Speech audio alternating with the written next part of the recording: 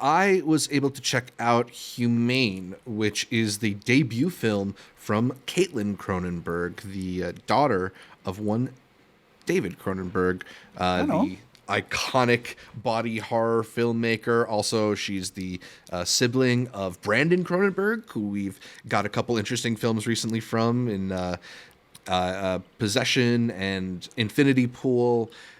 Humane is a bit different than what her family members have worked on. I think sometimes there's like an expectation that you're going to get something that's very similar, and this does have sort of like shades of horror. So I think people are have their like hopes up for like a body horror movie in the tradition of Cronenberg, or something that's like a little psychedelic the way that Brandon's movies can get. And this is not either of those things. It's more of like a dark, frightening social satire. I was with this movie for a bit in the first 20 minutes or so. I thought there was some really interesting world building. It takes place in a not so distant future where climate change has accelerated and destroyed a lot of humanity's ability to cultivate crops, so people are starving and the world's at war. But it's ultimately about this family drama and the family members kind of deciding on their future. And I thought there was an opportunity to explore like the potential moral and ethical questions that humans will have to ask themselves in a not so distant future where climate change has severely impacted the way we can live our lives.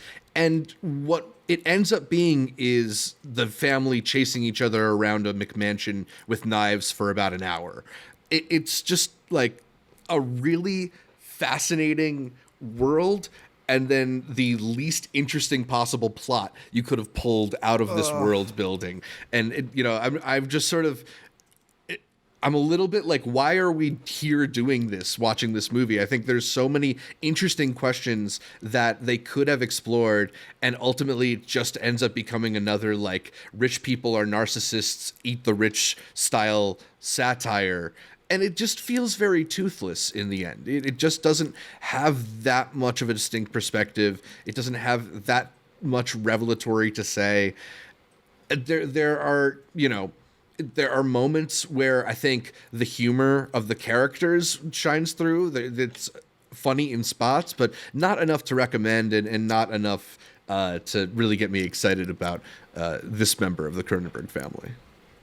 Any like moments? They're really good at like coming up with decent scenes, or they're scare, like not even scares, but like visuals or character moments that stood out.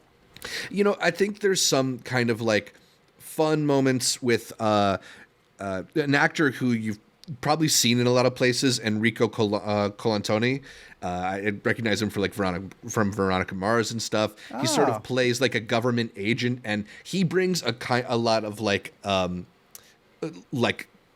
he, sort of very, very dry humor that cuts the tension throughout the film. And I thought he's where a lot of the funniest moments happen, in okay.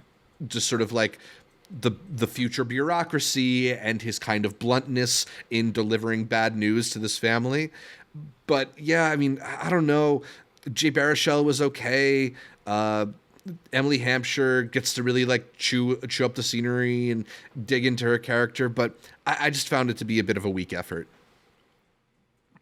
All right. I believe this is maybe in theaters, but it's virtual if I'm not mistaken now, so you can catch it on VOD if you're Yep. curious. If not, I think the boy Cronenberg, brother Cronenberg's got a couple movies out there, especially from this past year. I have to definitely go watch. I've Yeah. been meaning to And watch Infinity Pool and again. David Cronenberg's got a movie premiering at Cannes later this Let's or go. next month. The Shrouds. Let's do it. Yeah. What's that one about? Do we know? I don't know. I want to say that I heard it was like his longest movie ever, and it's still under 2 hours. Really? I could be Well, completely wrong. hey, they all about keep that, them but- tight. I don't think. Yeah. Well, like hers is 93. What's his names have also been 90. They pack a punch They're with not what they have wasting in your there, so- time at the very least.